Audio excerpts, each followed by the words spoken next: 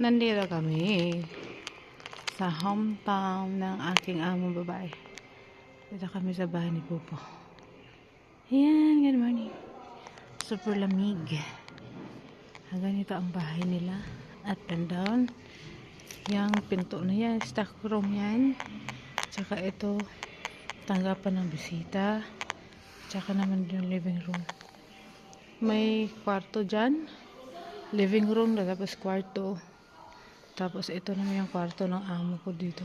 Tapos yung kabilang kwarto sa amin ng alaga ko. Sa taas naman stock room ng mga pinatuyong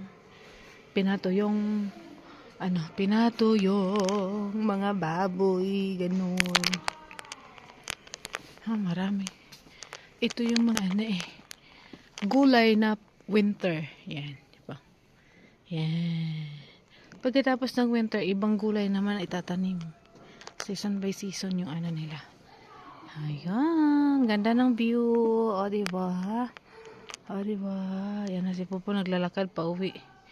Nanguha siya ng gulay.